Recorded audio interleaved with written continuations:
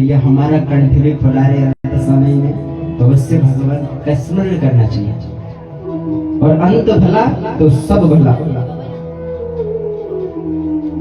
तो भगवान का जितना हो सके हरि नाम हरि नाम हरि नाम केवल उतना स्मरण करना चाहिए।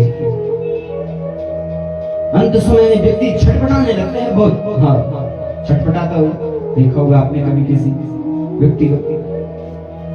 तो इस समय इसको साक्षात यमराज के दूत इस गले में इसका फंदा डालते हैं। हाँ, इसको ले जाते हैं और इसको साक्षात काल के रूप में यमराज के दूत दिखाई देते हैं। घर में और रहेंगे औरों को नहीं दिखाई देते, केवल जिसकी मृत्यु हो रही हो उसको दिखाई देते हैं। हाँ, इसको खींच करके ले जाया जाता है, गले में रस्सी डाल के, और फिर यह देह यही रह जाती है महाराज। और केवल व्यक्ति का इस अंगुष्ठ मात्र का शरीर ही उस यातना स्वर्ग या नरक को जाता है। आगे नरकों का वर्णन आएगा, अवश्य आपको इसकी कथा श्रवण करना। अंगुष्ठ मात्र का शरीर फिर स्वर्ग या नरक उस यातना का शरीर में जाता है। और मरने के पश्चात एक वर्ष तक व्यक्ति नरक या स्वर्ग नहीं जाता है। कभी वैतरणी कुंड में, कभी 14 नरकों का उपभोग, जैसा जिसने कर्म किया, जो पाप किए, जो पुण्य किए, सारा वृत्तांत, सारा फल इसको मिलता है। जो हम तर्पण करते हैं, जो हम श्राद्ध करते हैं नित्य, तो कहते महाराज ये अंगुष्ठ मात्र का शरीर नरक की अनेक यातनाएं भोगता है। तो जो यहाँ से हम अपने पितरों को हव्य देते हैं, तर्पण देते हैं, दूध देते हैं, पानी देते हैं, तो वहां पहुंचता है उसे देहा। और एक सच्ची घटना तो मैंने भी सुनी है महाराज। हमारे गुरुजी कहा करते थे कि महाराज एक बार जोशीमठ में आप कभी गए होंगे, तो जोशीमठ में हमारे गुरुजी के पिता लोग 4-5 लोग कहीं सुदूर और जंगलों में कई प्रकार की वो जड़ी बूटियां मिलती है ना, जड़ी बूटी के लिए चले गए जंगलों में, दूर हिमालय क्षेत्र में। हाँ, सच्ची घटना है। अब सर्दियों का मौसम, जब सुदूर हिमालय क्षेत्र में गए 4-5 लोग, तो हुआ यूं, पहले दिन आज इस हिमालय क्षेत्र में पहुंचे और दूसरे दिन देखा तो सुबह बर्फ पड़ गई दबा के। हाँ, खूब सारी बर्फ, 10 फीट की बर्फ। हाँ, अब पड़ जाती है, वहां ठंडा इलाका है तो बर्फ पड़ेगी। भैया सुबह 4-5 लोगों ने देखा, अरे भैया यहाँ तो राधे राधे, अरे भैया 10 फीट बर्फ पड़ गई, अब जाना कहाँ है। अब गलने में भी इतना ऐसा नहीं, यहाँ की तरह गर्मी है, इतना ठंडा एरिया को कहाँ बर्फ गल पाएगी इतने जल्दी। 10 फीट बर्फ पूरी। अब घर वालों ने सोचा, रे 4-5 दिन के लिए गए थे खाली, लेकिन 4-5 दिन क्या, यहाँ तो 10 दिन बीत गए लेकिन कोई वापस आया ही नहीं। 15 दिन बीत गए, वापस कैसे आना था, वहां तो बर्फ पे बर्फ पड़ रही है। ये अंदर ही फंस चुके, गुफा में पत्थरों के नीचे फंस गए। अब घर वालों ने सोचा, भैया 15 दिन बीत गए, 20 दिन बीत गए, हो ना हो सके ये वही खत्म हो गई, राधे राधे हो गया सब। अब घर वालों ने, अब हिंदू रीति रिवाज ने कहा, भैया अपना नित्य नैमित्य कर्म तो हमने करना ही करना है। इधर घर वालों ने सोचा, भैया सारे मर गए, हमने घर में जो हिंदी रीति रिवाज होता है उसके हिसाब से सबने अपना मुंडन कराया, सब घर में बैठ जैसे होता है। अब देखो हुआ ये, जो हम पिंड देते हैं ना, पिंड हम नित्य जो बालक, जिसका पिता होगा, जिसका भाई होगा, जो भी होगा, अब उनके लिए पिंड देता था। तो ये पिंड दिया हुआ जीवित अवस्था में उस स्थान तक पहुंच गया महाराज। जो पिंड यहाँ से बालक ने दिया पानी में पंडित जी द्वारा, वो उस स्थान पर पहुंच गया। अब 2-3 महीने बाद शायद बर्फ गल गई। हाँ, अब पहाड़ों में तो अनेक जड़ी बूटियां होती हैं, वो पिंड वहां पहुंचा। हाँ, सच्ची घटना है। अब 2-3 महीने जैसे बीत गया तो चारों वापस आ गए। हाँ, घर पे वापस। अरे भैया, यहाँ तो सब कुछ कर दिया उनके नाम का, श्राद्ध भी हो गया, त्रिसी जो भी होता है सब हो गया, और चारों वापस आ गए। बोले जय माता दी। वापस आ गए सब। कहा भैया ये कैसा विस्मय, अचंबा कैसा? इन्होंने कहा भैया क्या बताएं, वहां जिस दिन गए उसी दूसरे दिन बर्फ पड़ गई थी। अब आना कैसे था हमने? अब घर वालों ने देखा भैया यहाँ तो तुम्हारे नाम का गरुड़ पुराण भी हो गया, सब कुछ हो गया। अरे लेकिन तुम जीवित कैसे रहे? अरे बिना खाए पिए उस निर्जन कैलाश में बर्फ। उन्होंने कहा भैया कुछ एक कौवा आता था, सफेद सफेद पिंड के गोले लेके आता था, जो हम भात का पिंड बनाते, जिसका भी बनाते, वो आता था सबको, और हम उसको खाकर जीवित थे। हाँ, तो ऐसे ही ये जीवात्मा का जो शरीर होता है, यहाँ से जो हव्य दिया जाता है वह उस लोक में भी पहुंचता है। महाराज इस मृकुंड ऋषि का जो नन्हा सा बालक है, भगवान शंकर की आराधना करने में, आराधना में चित्त हो गया, ओम नमः शिवाय का जाप करता हुआ। यमराज ने कहा भैया आज उसका अंतिम दिन है, जाओ उस बालक को लेके आओ। अब सारे यमराज के दूत गए, बालक को भैया कहा तुम्हारा अंतिम दिन है। बालक के गले में रस्सी डाली, इसको खींचने लगी, भैया इसका तो अंतिम दिन है। लेकिन भगवान शंकर के उस नन्हे से बालक ने भगवान शंकर के लिंग को ही आलिंगन कर लिया, पकड़ लिया यूं करके। यमराज के दूत खींचने लगे तो वहां भगवान शंकर ही प्रकट हो, बोले शंकर भगवान की हो। ओम नमः शिवाय का जाप, ओम नमः शिवाय का जाप बालक कर रहा है। अब लिंग इसको इसने पकड़ा, यमराज के दूत खींचते हैं तो भगवान शंकर ही वहां पहुंचे। भगवान शंकर ने कहा यमराज के दूतों, कह रहे भैया कहाँ ले जाते हो मेरे भक्त को? अरे देखते रही हो ये भगवान के नाम का स्मरण कर रहा है, भगवान का नाम उच्चारण करता है, और तुम इसको कहाँ ले जा रहे? यमराज के दूतों ने कहा भैया हमको तो हमारे स्वामी की आज्ञा हुई है कि आज इसका अंतिम दिन है, इसको ले जाया जाए। भगवान शंकर ने कहा बुलाओ अपने स्वामी को। आज स्वयं धर्म के देवता यमराज इस स्थान पर प्रकट हो गए।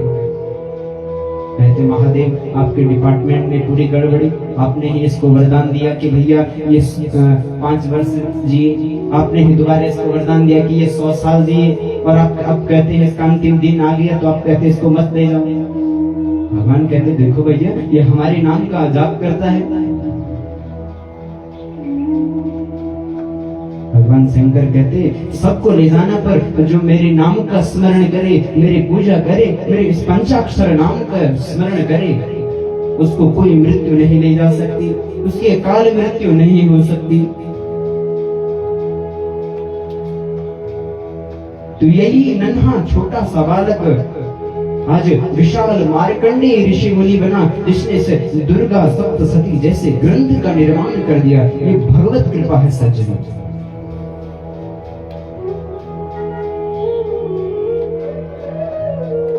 और ये मंदिर पड़ता है विश्वनाथ मंदिर, काशी विश्वनाथ।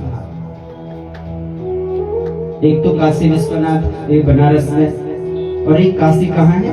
उत्तर की काशी, उत्तर काशी में। तो यहाँ मार्कंडेय जी का लिंग जो है ना वो खींचा हुआ है अपनी तरफ, ये झुका हुआ है। ये मृकुंड ऋषि का पुत्र मार्कंडेय जी द्वारा ये खींचा हुआ लिंग था, तो इसलिए तिरछा हो गया। तो इसी बालक इस मार्कंडेय ऋषि के इस बालक मार्कंडेय जी महामुनि ने इस दिव्य महामृत्युंजय स्तोत्र की रचना की है। ओम त्र्यंबकम यजामहे सुगंधिम पुष्टिवर्धनम उर्वारुकमिव बंधना मृत्योर्मुक्षेयमामृता। इस मृत्यु में अद्भुत शक्ति है सज्जनों, इस महामृत्युंजय मंत्र में।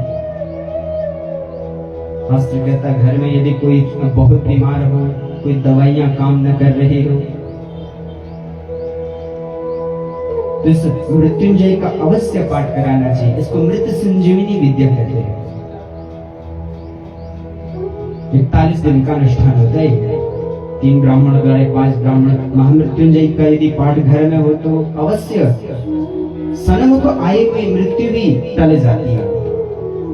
अब ऐसा नहीं महाराज की माता जी 95 की हो गई, 95 साल की हो गई, आप कहेंगे पंडित जी महामृत्युंजय करें, तो ये काम तो हमारे बस का भी नहीं है। बोलो जय माता दी।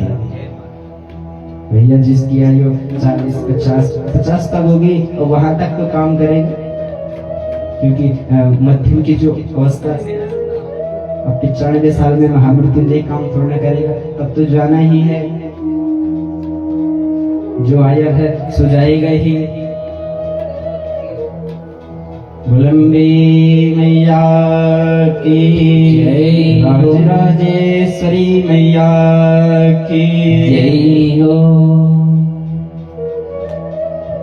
राम नाम के हीरे मोती मैं बिखराऊं गली गली, ले लो रे कोई राम का प्याला सुर मचाऊं गली गली। राम नाम के हीरे मोती मैं बिखराऊं गली गली, राम नाम के हीरे मोती मैं बिखराऊं गली गली।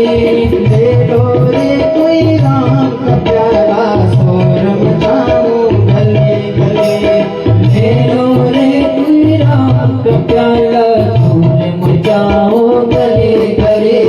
राम नाम के हीरे मोती मैं बिखराऊं गली गली, राम नाम के हीरे मोती मैं बिखराऊं गली गली।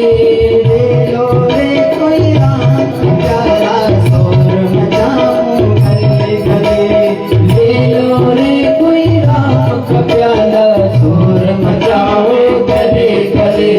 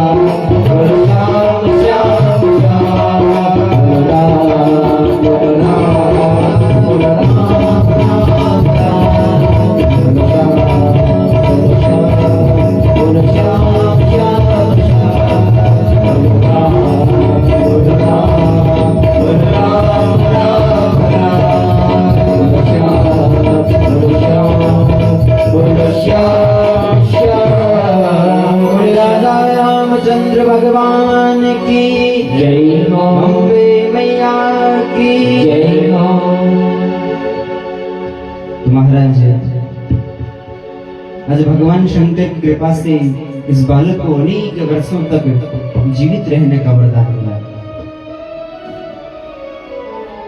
और इस दिव्य श्रीमद् देवी भागवत महापुराण में जो 18,000 श्लोक हैं, इस मां भगवती पराम्बा का चरित्र इस दुर्गा सप्तशती में कुछ आधा निहित है और बड़ा ही विशाल एवं विचित्र यह श्रीमद् देवी भागवत महापुराण। तो इस कथा को श्रवण सुनकर आज भगवान सूत जी महाराज बड़ी गर्व रहे। कहते देखो देवी यदि मां पराम्बा कृपा कर दे तो जीव के सारे कष्टों को हर लेती।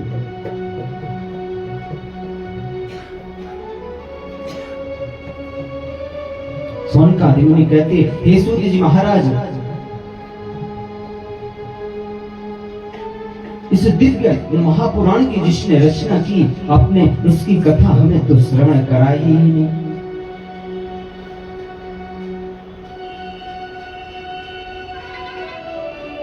तो भगवान सूत जी कहते हैं कि यह दिव्य महापुराण भगवान महर्षि कृष्ण द्वैपायन भगवान के जो अवतार हैं भगवान व्यास जी महाराज ने इस पुराण का सुंदर बद्रिकाश्रम में सरस्वती की निकट इस दिव्य महापुराण की रचना की है।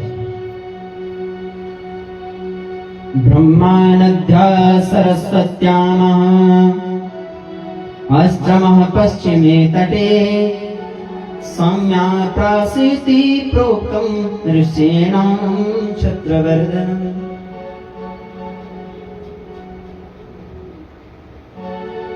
सूत जी कहते हे सौनकादि मुनियों, अब मैं आपको भगवान व्यास जी की इस दिव्य कथा को श्रवण कराता हूँ।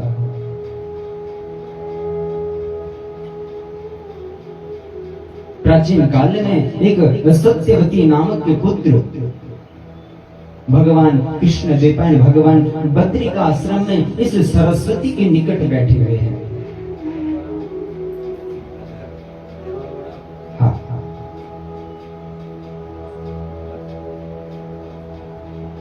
और इन्होंने आज एक विचित्र दृश्य देखा है। भगवान व्यास जी ने देखा कि भैया एक नन्हा सा पक्षी गौरैया और उसके संग में एक पक्षिणी उस प्रेम श्रमिक में मोहित होकर अपने नन्हे से बालकों के लिए चोंच में होते हैं ना घास फूस तिनका लेकर आते हैं, अपने बालकों के लिए भोजन की व्यवस्था कर दी। व्यास जी कहते रहे भैया इतने पुराणों की रचना तो मैंने की, लेकिन भैया मेरे घर में तो कोई इतना समय बीत चुका है, कोई पुत्र ही नहीं हुआ। उस सुपक्षिणी और उस गौरैया को देखकर आज इनके मन में भी पुत्र प्राप्ति के लिए कहा भैया अब तो मैं भी बुजुर्ग हो चुका और मैं तो निसंतान हूं। इतने पुराण लिखे, महाभारत जैसा ग्रंथ लिखा, गीता जैसी ग्रंथ का निर्माण जिसने किया।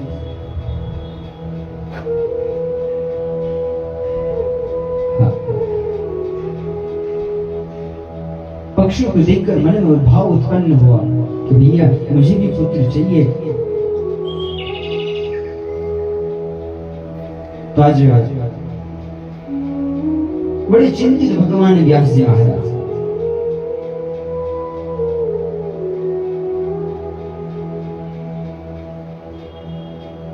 और जब चिंतन बढ़ता है, जब मन में टेंशन होती है, चिंता होती है, तो शास्त्र कहते हैं संतों से अपनी समस्या मत छुपाओ, संतों से, सदगुरु से, माँ पिता से इत्यादि से।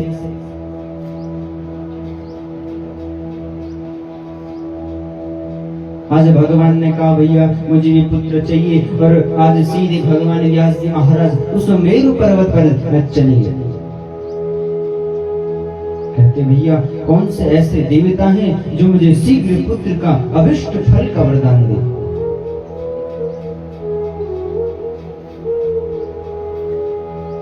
या तो मैं ब्रह्मा जी की स्तुति करूं, या नारायण जी की स्तुति, या कार्तिकेय जी, या वरुण जी, या गणेश जी, अनेक देवता हैं हमारे, तो अब किसकी वंदना की जाए?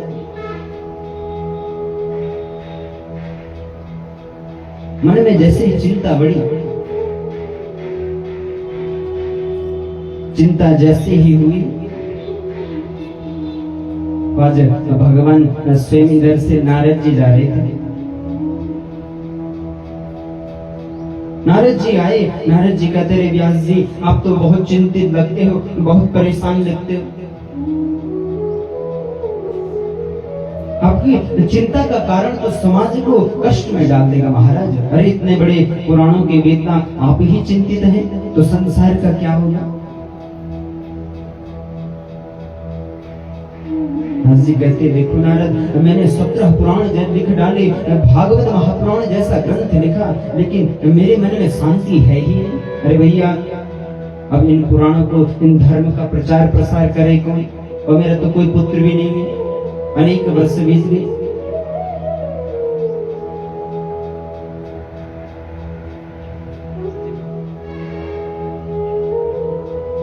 नारद जी कहते भैया यही परम्बा जगदम्बिका माँ अष्टभुजी कृपा कर दे तो अवश्य आपको पुत्र मिल सकता है, और भगवान की कृपा से क्या नहीं हो सकता भला?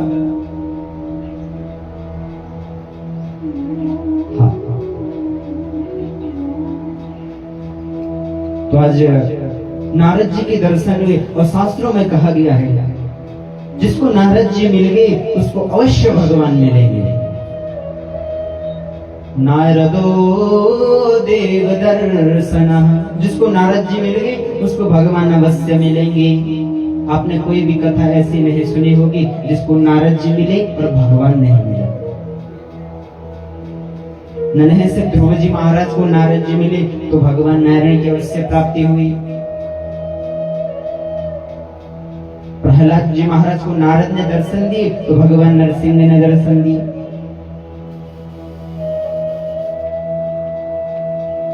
नारद जी जो देवताओं के जो है ना,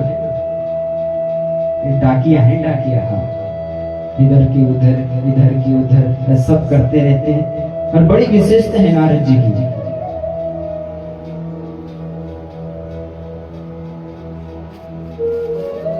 और बड़ा सुंदर वर्णन आता है नारद जी का चरित्र कि नारद जी ने जो कह दिया वह कह नहीं दिया, जिसकी बात कभी रद्द ना हो उसका नाम है नारद। व्यास जी से कहते हैं अरे व्यास जी महाराज आप तो बड़े चिंतित हैं, आपकी चिंता का कारण क्या है? चिंता चिता समायुक्ता बिंदु मात्रम विशेषत सजीवम दहते चिंता निर्जीवम दहते चिता।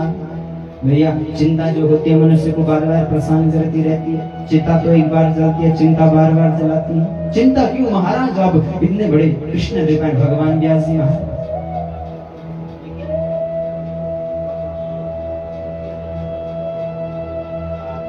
नारद जी कहते भैया यदि परम्बा कृपा करे तो अवश्य आपका भी जीवन सुधर सकता है।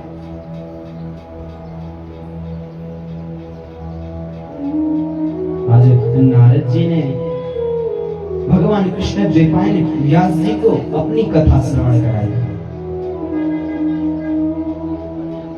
नारद जी कहते भैया पूर्व जन्म में मैं नारद थोड़े था, अरे मैं भी एक साधारण मनुष्य था, लेकिन भगवान की कृपा मुझ पर हुई। हाँ।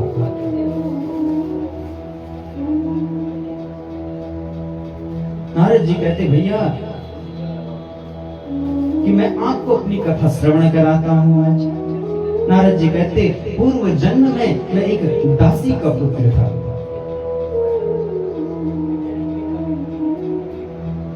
मेरी माता अनपढ़ गंवार, और देखो संयोग ऐसा हुआ कि जैसे ही मेरा जन्म हुआ तो मेरे पिता की मृत्यु हो गई।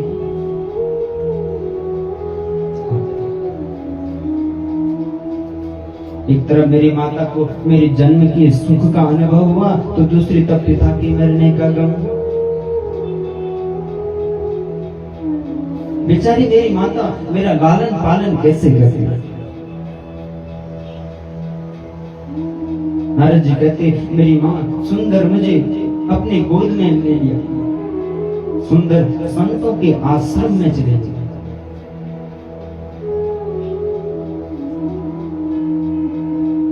आश्रम का अर्थ क्या होता है सज्जन? आश्रम जहाँ जाने से व्यक्ति का श्रम चला जाए। अब आजकल की जैसे धूप लगी है, दिन के 12 बजे आप भी रोड में जा रहे हैं, पसीना छोटा सा।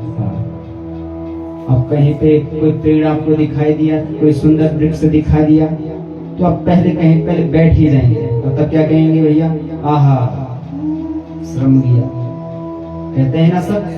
आहा रंग से बोले जय माता दी। समझ में आने चाहिए नहीं आने?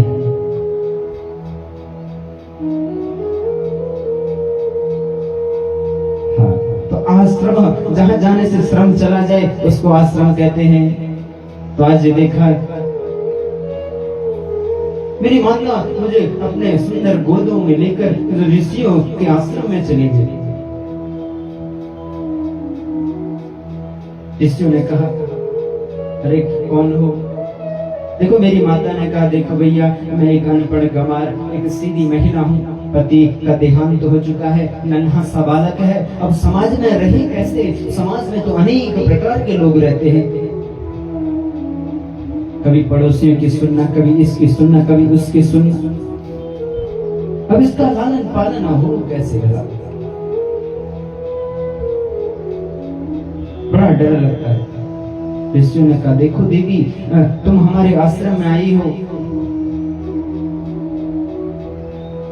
जो भी तुम्हें आता है, गाय कहना आता है, झाड़ू पोछा करना आता है, वो करना, और आपके पुत्र का भी पालन हो जाएगा और 2 वक्त का प्रसाद आपको भी प्राप्त हो जाएगा। अब देखो नारद जी कहते मेरा अभी नाम तक नहीं रखा था किसी ने। अब आश्रम में होता क्या है भैया? सुबह से शाम तक लेकर केवल भजन, संतों के यहाँ केवल सत्संग की बातें, कीर्तन होता है आश्रम में। और देखो धीरे धीरे जैसे मैं बड़ा हुआ तो संतों ने मेरा नाम रामदास रख दिया। अरे रामदास इधर आना, अरे रामदास ये करना, अरे रामदास ये करो, ये करो। सुबह 4 बजे से लेकर रात्रि 10 बजे तक केवल भजन, केवल हरिनाम का संकीर्तन आश्रम में यही होता है।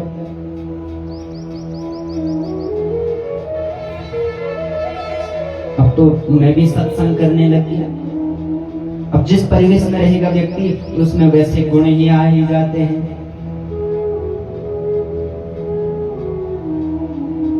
सतम प्रसंगान संगतिम गुणैनः, जैसे संग में व्यक्ति रहता है वैसे ही गुण आ जाते हैं। अच्छे विद्वानों के संग में रहते हैं तो उसमें ज्ञान आता है। अच्छे यदि बुरा व्यक्ति अच्छे व्यक्तियों के साथ में चला जाए तो कुछ साल उनके संग में रहेगा तो अच्छा हो जाएगा। इसलिए शास्त्र कहता है संगति अच्छी। हाँ।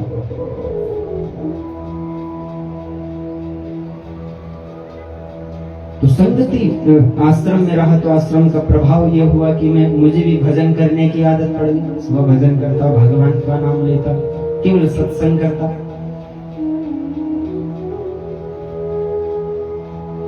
ये संगति है सज्जन, जैसा करो संग वैसे ही व्यक्ति दूसरा भी बन जाता है। एक महाराज जी बड़े बुजुर्ग थे, अब खूब धन संपत्ति, लेकिन विदेश में रहते थे। माता जी बहुत बुजुर्ग थी, या तो एक वृद्ध पिताजी थे तो बहुत बुजुर्ग थे। बेचारों के पास धन खूब था तो विदेश में रहते थे, अमेरिका में। पुत्र ने कहा देखो पिताजी अब यहाँ क्या रहना, भला यहाँ तो कुछ है ही नहीं, चलो देहरादून हम भी चलते हैं। हाँ हम जा रहे हैं ना, सब गांव छोड़कर देहरादून जा रहे हैं। तो ऐसे बेटे ने कहा भैया अब मैं भी ठीक ठाक कमा लेता हूँ, अब भला भारत में क्या रहना, चलो हम भी विदेश चलते हैं। पिताजी ने कहा देखो भैया हमारी जन्मभूमि तो बड़ी भैया सुंदर है, अब मुझे तो यही रहने का मन कर। उसने कहा देखो पिताजी यहाँ क्या है, अब जो सुपुत्र होगा वही अपने पिता को संग में ले जाएगा, और जो कुपुत्र होगा वो तो कहेगा पिताजी आप या तो घर ही में रहें या तो आपकी कहीं व्यवस्था बना देता हूँ मैं, या माता को कहेगा व्यवस्था बना देता हूँ। प्रेम से बोले जय जय अम्बे। कहेगा कि नहीं कहेगा? कहेगा भैया आपकी व्यवस्था कहीं बना देता हूँ। और सुपुत्र होगा तो कहेगा चलो संग में ही आपको ले चलते। जिन मात पिता सेवा नहीं कीनी तीर्थ व्रत, भैया जिसने अपने माँ पिता की सेवा नहीं की वह तीर्थ करे व्रत करे उसका कोई फायदा नहीं है। इसलिए मातृदेवो भव, माता की सेवा करनी चाहिए, पिता की सेवा करनी चाहिए, अपने से बड़ों का सम्मान। पिताजी को कहा पिताजी आप चलिए मेरे साथ में अमेरिका, लेकिन पिताजी ने कहा देखो भैया एक शर्त पर मैं तुम्हारे साथ आऊंगा केवल, कि भैया साल भर में केवल 1 महीने तुम मुझे भारत में ले आओगे घुमाने के लिए घर में।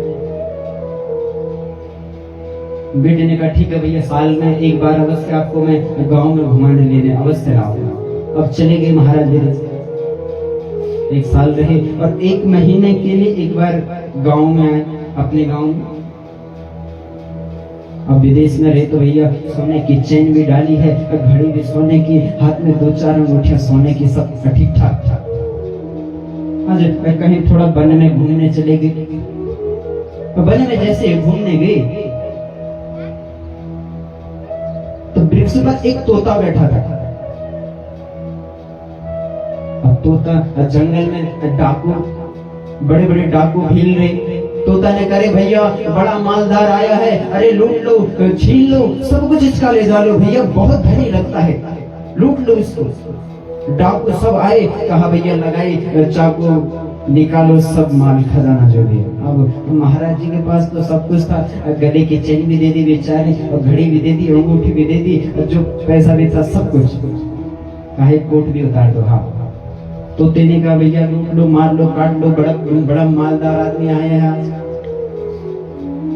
पिताजी ने कहा भैया देखो आज के बाद इस रास्ते कभी नहीं आऊंगा। अरे भैया सब कुछ लूट लिया मेरा, कुछ रहा ही नहीं मेरे पास। अगले साल फिर विदेश चले गए, फिर अगले साल 1 महीने के लिए भारत आए, कहते भैया इस रास्ते नहीं जाऊंगा। हाँ अरे इस रास्ते में पिछली बार गया था सब कुछ लूट लिया था मेरा, इस बार इस रास्ते नहीं जाऊंगा। इस बार दूसरे रास्ते चले गए, सुदूर थोड़ा जंगल में गए, आज फिर से एक तोता मिला। तोते ने कहा आइए महाराज आपका स्वागत है, सुस्वागतम। अरे महाराज बैठिए जल पीजिए, हमारे आश्रम का जल बड़ा मीठा है, इस जल को ग्रहण कीजिए। अब कुछ देर यहीं ठहरिए तो कुछ क्षण में भगवान का भोग लगता है, उसके बाद प्रसाद पाकर ही यहाँ से जाइए। अब रात्रि को भी यहीं रहे, हमारे गुरुदेव का सुंदर संकीर्तन होता है, उसको श्रवण करके जाए। इतना मीठे स्वर में बोला कि मुझे लगा यहीं रहना चाहिए, मन बड़ा प्रसन्न हो गया। बुजुर्ग पिताजी ने तोते से पूछ लिया अरे भैया क्या बताऊं, अगली बार मैं उस रास्ते पे गया था तो एक तोते ने मेरे को लुटवा दिया, सब कुछ ले गया मेरा। तोते ने कहा भैया मैं वही तोता हूँ। हाँ बोले राधे राधे, मैं वही तोता हूँ। कहते भैया वही तोता? उसने कहा हाँ महाराज, अरे मैं वहाँ बड़े बड़े डाकू रहते थे, बड़े बड़े भील रहते थे, और तो मैं नित्य वही मेरा घोंसला था, तो मेरे को आदत पड़ गई थी गोली बारूद बम इन सब की आदत पड़ गई थी, मारो काटो लूटने की आदत। अब मैंने वहां का रास्ता चेंज किया, यहाँ इस स्थान पर मैं आया, मैं संतों के सन्मुख रहा तो मैंने देखा कि भैया सुबह पूजा होती है, पाठ होता है, नित्य कर्म होता है, भगवान का वंदन होता है, तो मुझे यहाँ की आदत पड़ गई। संगति का प्रभाव है सच, मनुष्य के जीवन को परिवर्तन कर सकती है। तो नारद जी यही कहते हैं कि भैया मैं साधु संगतों के संग में रहा, मेरा जीवन परिवर्तन हो गया, नित्य भगवान का वंदन करता हूं। हाँ एक बार क्या हुआ कि चातुर्मास से 4 महीने का चातुर्मास होता है, साल में आता है, श्रावण से शुरू होता है। इसमें संत जन अनेक भगवान शंकर के मंदिर में जाते। नारद जी कहते कुछ संत हमारे